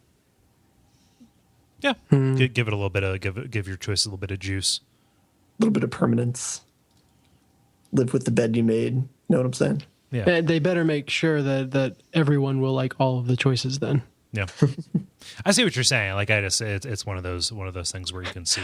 I really decided I don't like the skill tree. I better spend another 40 hours to get to this point. Yeah, I mean, like, for example, like with Knights of the Old Republic, I thought that was really good. That I would think it would be a detriment to the game if they allowed you to respec, because each playthrough of the game that I had to pick a class and then go with that class, and specifically go for that and specifically play that. Yeah, but the time when that breaks down is when there is imperfect availability of information. Mm-hmm. I think that's a little bit what Dennis is saying. If I can presume to Yeah, no, that's about right. Yeah, never play Path of Exile, Dennis. That's that free to play Diablo like, right? Yep. Okay. That's basically built around that. Because hardcore people, yeah. I know the caveat of my point with Knights of the Old Republic is you have to have time to play that game multiple times. Yeah, and that's also what Dennis said with the, I guess I'm going to sink another 40 hours into doing X, Y, or Z. But if it's a good game. Well, yeah. Yeah. Nice. So. Cool. Well, I'm super happy that you're dipping into that, because I was hoping one of us would, and you're the most likely to do it. Yeah. Anything else on that? No. I'm really excited to keep playing it. So nice. Yeah. David, how about you? Sure. I've really just been continuing to play Shadow of Mordor. So I just got to the second map. Yep. Okay. So I don't know. I think the game tells me that's about halfway through the game, which I guess makes sense. Okay. I don't know. Continues to be fun. I got a ability to kind of shoot an arrow and teleport and assassinate a dude, which is a lot of fun. Wait, so it gives you the ability to line of sight teleport to a place? Yeah, basically. Holy shit, that's great. Nice. Yeah. So like what one of my favorites is like, for example, spawning on. They kind of bring in the watchtower system, because you actually can't make an open world game without watchtowers. Most people don't know. Yeah, no, it's in legislation. Yeah, exactly. So, but I love, like, I had a time when I spawned on a watchtower, and basically one of the events you can get is one of the orcs abusing a group of slaves, and you can go rescue them. And so that appears on my map. So I look and I see, way down at, like, down several, like, tiers of cliffs, like a half mile away. I see this happening and proceed to then, line of sight, appear behind the orc and, decapitate him, and then just, like, run off. Bye-bye. So what you're describing, like, when other people talked about this on their podcasts, what they failed to mention was that it turns you into a goddamn nightcrawler. Yes, basically. So I feel like I've suffered a disservice, actually. Huh. I don't know how to feel about that. And not it being hyped up for you? No, just in people not telling me that's what I was missing out on. Like color the game. Yeah. How do they handle the mechanics of teleporting? Like, do you actually have to like stop, hold up your bow, aim an arrow, fire, or do you just kind of click and go wherever you were looking? Basically you aim the bow, and generally speaking, whenever you're aiming, time slows down. It's metered, but usually that's gonna happen. And it's basically like if you're basically aiming at an ability, or rather at a enemy, and you have line of sight, you just like press square to assassinate. Very cool. Okay. So it's effectively ends up being like somewhere between aiming your bow and a ranged sneak attack. One of the other features with it I like, and that I like about the game in general, is they sort of have they have a little bit like the concept of surprise with the enemies. So even if you get detected, if you like immediately sneak attack while they're still kind of startled, you can take them out. Yeah. So I've had instances where certain of the captains, kind of the bosses, can be taken out instantly by sneak attack. So I've had instances where I'll like teleport in and decapitate one of his bodyguards, and immediately take out the boss while he's kind of freaking out because all of a sudden heads are flying. Nice. Yeah, so there's a lot of it's a little Far Cry, stuff. right? Like you can take advantage of panic, like you can plan your attack kind of around that. Yeah, I was gonna reference that too. They really double down on you can do a lot of you can do a lot of like poisoning food supplies, or setting off explosives, summoning wild animals, stuff like that. And you can really it does a good job. It's really easy to get overwhelmed in the combat and like struggle with that, but on the other hand, it's really easy to just like wreck up a compound and just kind of cause enough chaos that you can just run away or kill whoever you want. Yeah, the orcs are at least nice enough to only attack you 2 or 3 at a time. Really? Yeah. Yeah, it's like Batman. Yeah, they line up and take turns. It's like Assassin's Creed. Okay, yeah, I don't know. Like that's actually was one of the things I was gonna say. I'm having some trouble with the combat system. Okay. Actually, I can't figure out the counter system at all. They should have? I assume they have like some sort of like lightning bolt above their head or something like that when they attack, right? Yeah, and then I press counter, and then I get hit. If there's multiple people attacking at once, you have to press triangle for each person attacking. But do I have to like press a direction or something like that? Nope.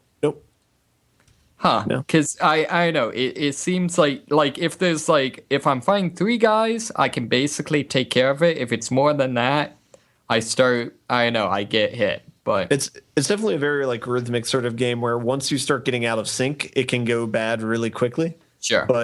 Yeah. The big thing that's kind of one of the advantages is you have a lot of ability to like if you get out of sync, you just drop a beehive and like run off and then come back. Yeah. Is a beehive like your smoke bomb? Yes. Okay. You carry beehives. The Angriest Apiarist. that was my favorite kid's book, actually. He got revenge in so many creative ways. Wow. But so I do have to say like so combat I'm still a little hit or miss on. I can't figure out critical hits. I don't know how they work. They don't work the way the instructions say they work. What's the critical hits in that game? Because I do not remember. What it says is that you should press the attack button only once for each hit. Okay, yeah. That doesn't actually work. Yeah, I think I remember it being easier to control in Batman versus this game. Because I remember a similar feeling of it not lining up completely. Yeah. So I would say, like, that's kind of weird. On the other hand, something I do really like about it is it seems like the upgrade tree is very much basically, if you upgrade long enough, like, you can get abilities that kind of sidestep most of the annoying parts of the combat. Mm-hmm. So, like, you can eventually get abilities where it's like, it only takes 5 combo hits to, be able to do an instant kill, and, you can get hit once and still continue your combo and stuff like that. So it seems like it's kind of set up to be set up so that a player could never just be so bad at the combat system that they couldn't eventually get through the game, which I kind of like. But yeah, so it's kind of fun. The boss fights are interesting. It's, Are there boss fights outside of kind of fun in the Urukai that are your nemesis, or? Yeah, apparently there's like 3 guys that are the super ultra in charge guys. Oh, these are the crackdown guys, like the leaders, that The you're generals. Going, Yeah. So I've fought the first one of them, and I don't know.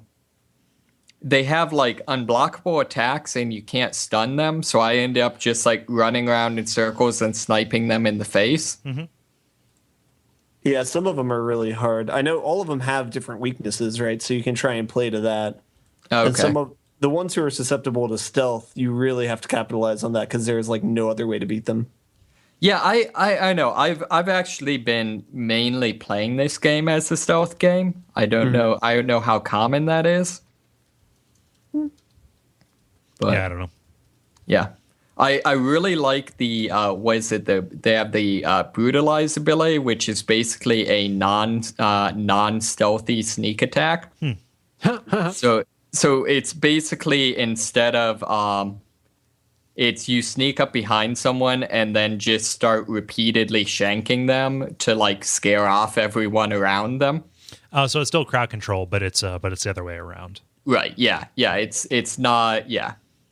So, but yeah. So, still a really good game. Still a lot of fun. I like the new environments very much. Kind of a change of pace, which I like. I will say, compared to the Arkham games, it seems like it's kind of a thing where the Arkham games sort of had some puzzle elements and some basic platforming and some detective mode and stuff to kind of pad out the combat, whereas this is all killing dudes. Mm-hmm. Yep.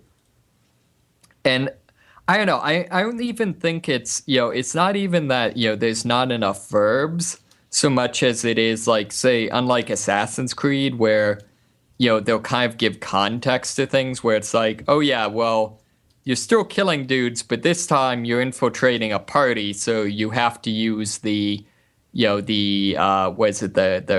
blend in with a crowd of prostitutes mechanic. Yeah. Stuff like that. They don't really do that here, which is too bad, because I feel like they could do some cool ones. Like I would love to have one of the assassinations be it's very much in world that your character can't die. Yeah. That when you get killed you just revive. I would love to have one of the assassinations be you just go around and poison all of the grog and then get yourself killed, so that they then do a toast to their victory. That's pretty good. Like how I feel that sounds like a Dishonored quest to me. Like that doesn't sound like a primarily violence based game mechanic to me. Yeah, and that's kind of the thing, is I feel like it's like you have all these, because like you can poison the grog, and like that's an effective way to like sow distrust and stuff. You have all these things, Yeah. but they're always directly directly in service of, it's never like, oh, you need to do this to set up for like this part of our heist. It's you need to do this because then more orcs are dead, so there's less for you to kill later. Mm-hmm. Yeah, that's why I think it's a really good demo of a game. Like they have a lot of good things set up, but it's Yeah. Yep. Anything else about that before we move on to mine? No, I think that's it. Cool. I only have one, which I was playing while I was up at home. This is Dangan Ronpa. It's the visual novel for the PS Vita. It's subtitled Trigger Happy Havoc on here in the English release. And boy, oh boy, guys, is this really good? Is this the one with like the crazy teddy bear? Yeah, Monokuma. Okay. Yeah. Okay, I'm thinking of the right thing then. Okay, yeah. cool. So it kind of it executes itself a little bit like a cross between Phoenix Wright and 9 Hours, 9 Persons, 9 Doors, except minus the room escape kind of stuff.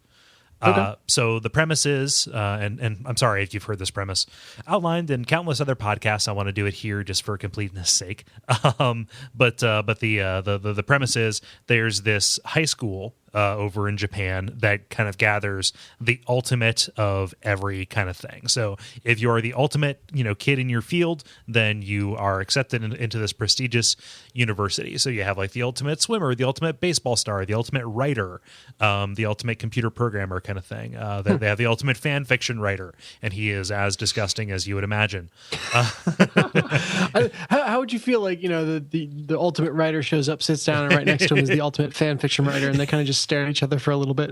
They may play off of that. There may be conflict between them. But yeah.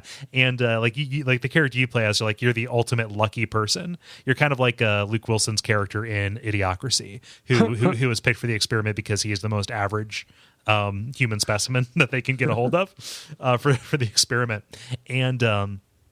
And so you're there, and it turns out that on your first day, the entire school is like boarded up behind you, and you are trapped in there.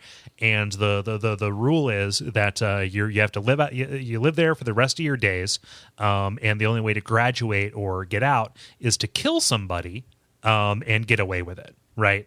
So if there's a murder, there's an investigation and a trial. And because there are cameras all over the place, this creepy bear who is kind of the spokesperson, like it's animatronic. It's not an actual talking, stuffed bear. Like knows what's up. And if the right person is caught, they're executed, and if the wrong person is caught, they walk free.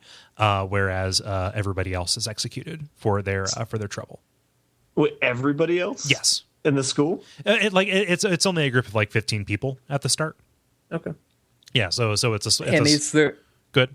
Is there any context for this, or like it's part of the mystery, right? Like I've only gotten through like the first 2 chapters. Okay. But the reason that's set up and kind of the prevailing theme is they're trying to whoever is organizing this sick game is trying to maximize the amount of despair in the world. And so it's a bunch of people who kind of get their rocks off by watching these people be put into these horrible situations.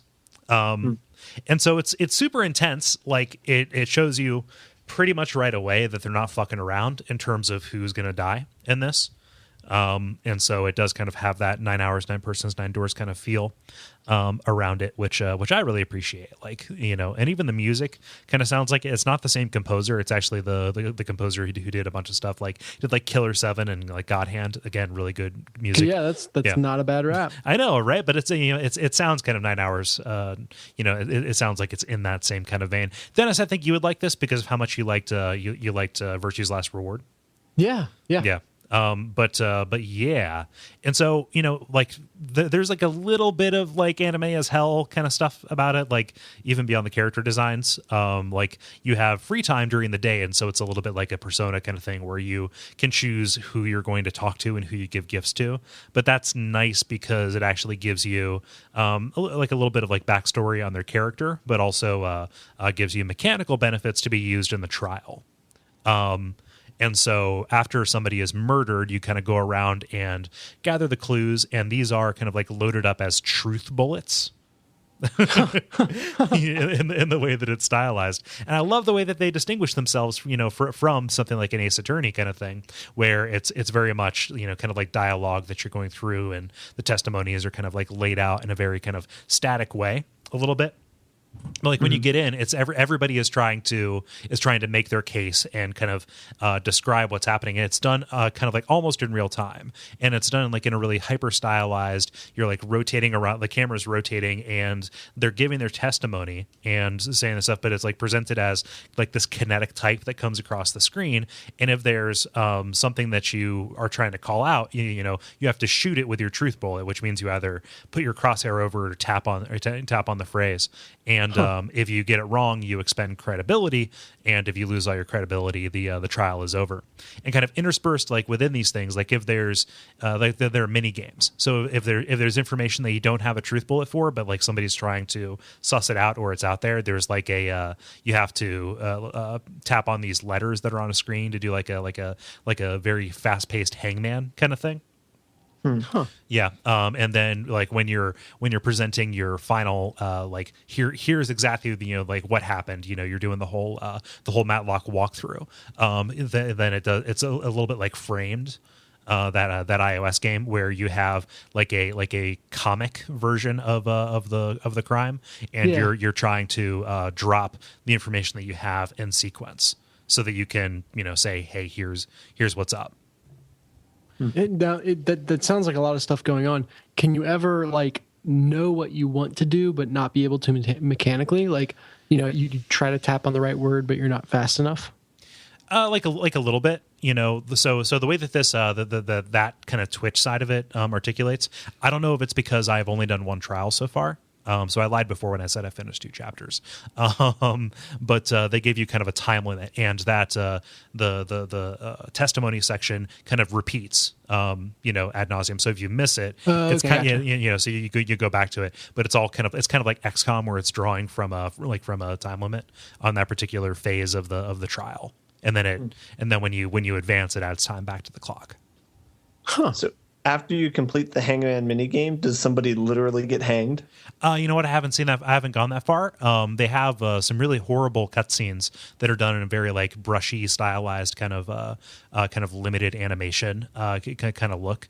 And at least the one execution that I've seen was very apt for what that person was there for. So, okay. So we'll see how that how that shakes out. But I'm having a really good time with it, and I'm really looking forward to playing the sequel. Like this is a good visual novel kind of game, and if you can kind of look past, so it benefits because it's kind of intentionally creepy a little bit. So any of that kind of like unseemly kind of stuff is really played to just make you not want to be experiencing that, which puts you in the shoes of the protagonist very well. It is aware of how creepy it is being. Yeah, and like I understand they go a little bit overboard in the sequel with like Monokuma saying some sexual stuff, but we'll take that as it comes. It sounds very much like Battle Royale, the game. Yeah. Like I would. There are definitely some tones of that in there. Mm-hmm. Yeah. I don't know. It's really good. That's kind of the basic premise, and I don't know if in coming weeks I'll be able to talk more about it, just because everything is a spoiler beyond sure. that. Like if I gave kind of some like a synopsis of like, oh, here's an area where obviously I knew what was up and they were waiting for it. Okay, I'll just spoil this because it's the first trial. Don't worry, it's not that bad. There's an instance where the person who died wrote something on the wall in their own blood. And you're looking at it and it's like they're interpreting it as numbers, right? Like a series of numbers. And obviously they're going to be writing the name of their assailant on there, and nobody calls that out. And that's the first piece of evidence you find, but it's also the decisive one that points to like, well, obviously she wrote this. And it's like, just look at it upside down, you dummies. So hopefully that's the world's best dyslexic that got killed. Yeah. The victim was like sitting collapsed up against a wall, and they didn't write it upside down from their perspective. They wrote it right side up from their perspective on the wall behind them. I like my version. Yeah, I was gonna say, is the world's best murder dodger at this school, or The world's best survivor? That really fucks with the game, doesn't it? I would think they wouldn't keep those people in. boss battle? You got to kill that person. Yeah. Yeah. I don't know. Like this is kind of why I bought a Vita, so I'm happy to be sitting down with it. Oh, good. Yeah. Cool. Any questions about that? I think we covered it. Awesome. You guys want to button it up? Let us Yeah. do so. I want to go play The Witcher. I'm sure you do. Yeah. So that was episode number 106 of The Level. Thank you so much for listening. I don't know if there's too much in the way of admin. Somebody explain fucking Kingdoms, Crusader Kings to me. Just write me a post. Like, tell me what to do. And you can do that at facebook.com/thelevelpodcast, or find our back episodes at Duckfeed.tv/thelevel. I am still in the process of getting that stuff migrated over to its own SoundCloud kind of thing, and it's going to be a lot easier to navigate those past episodes. It's just very time consuming. You've heard me talk about this for a long time, but it is in the works and it is moving. So It is slow, and we generate a lot of content. yeah, we do. It's like every fucking week with this. Yeah. So, am I missing anything besides telling a friend and the usual stuff that people know? I do want to throw out a shout out to GeoLol because he watched me play Far Cry 4 over the weekend and was making me laugh with his commentary. But I had no mic or typing ability to respond to that. Yeah, that's Can you hook a mic up to PS4 for streaming? Yep. Yeah, I can. I will probably start doing that. I'm pretty sure. Like, you just take your mic in the stand and plug it into it. Like, I'm positive that the PS4 will. I see. It's USB. Nice. Yeah. Yeah. I've got like a space elevator length USB cord that I bought for because usually I stream on the other side, or I play games on the other side of the room from the connection that I would want for that cord. So I've got that. I can have the microphone where I want it. Yeah. That's it. Like, extenders are exceedingly inexpensive. Yeah, I dropped like $25 on this one. Mm-hmm. Nice. Yeah, so thank you, GeoLaw, for making Ben laugh. Thanks to Sean for the brief, since I was really floundering. The there. multiplayer, yeah. No. Oh, the brief. Yeah, there we go. Okay, yeah. All right. Yeah, this was a collab effort. Thank you, everybody, for just being real cool and just being, I don't know, a part of it. It's really awesome. Yeah. Mm-hmm. Yeah. So I've been Cole Ross at Cole Ross on Twitter. I've been Dennis Furia at DFuria on Twitter. I've been David Mysmith at Mysmith777 on Twitter. I've been Ben Merkel at Merkelizer on Twitter. And stick around for the title. We got some doozies, you guys.